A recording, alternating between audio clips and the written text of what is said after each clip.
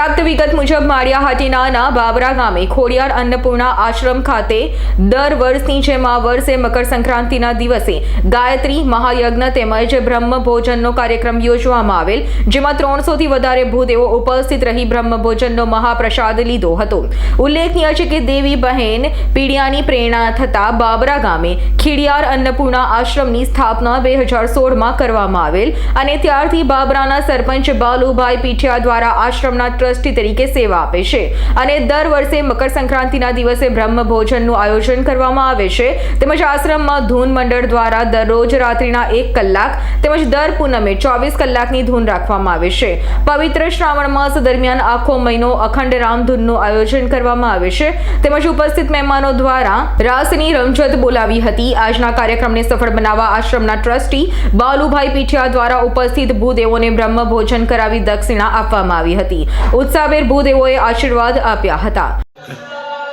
શ્રી ખોડિયાર અન્નપૂર્ણા આશ્રમ બાબરા ગીર દર વર્ષે આપણે અહીંયા બ્રાહ્મણ ભોજનનું આયોજન કરેલ છે અને શ્રાવણ મહિનામાં અખંડ રામધૂન 24 કલાકનું આયોજન પણ કરવામાં આવે છે। રામાયણમાં કહેવામાં આવ્યું છે કે ધર્મની જળ છે બ્રાહ્મણ ભોજન છે અને યજ્ઞ છે, એટલે આપણે ભગવાનના નામ અને ભોજન અને ભજન બંને સાથે સાથે અહીંયા બાબરા શ્રી ખોડિયાર અન્નપૂર્ણા આશ્રમમાં કરવામાં આવે છે।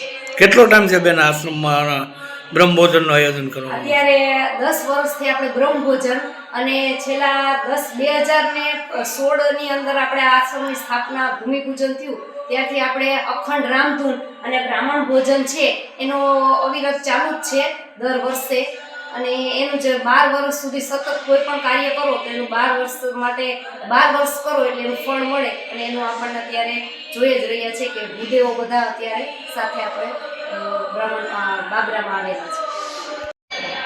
મારું નામ બાલુભાઈ અર્જનભાઈ પીઠિયા, ગામ બાબરા ગીર, તાલુકો માળિયાહાટીના। હું બાબરા ગ્રામ પંચાયતમાં સરપંચ તરીકે મારી ફરજ નિભાવું છું અને સાથે સાથે બાબરા જય ખોડિયાર અન્નપૂર્ણા આશ્રમમાં ટ્રસ્ટી તરીકે અને પ્રમુખ તરીકે મારી જવાબદારી છે।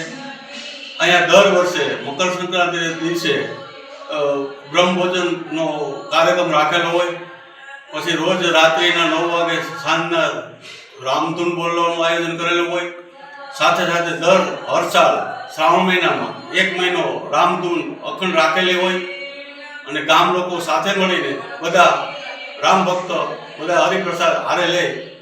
જય અન્નપૂર્ણા, જય ખોડિયારમાં। રમેશ કારિયાનો રિપોર્ટ, S9 ન્યૂઝ, માળિયાહાટીના। અમારી તમામ માહિતીથી અપડેટ રહેવા માટે જોડાયેલા રહો S9 ન્યૂઝ સાથે।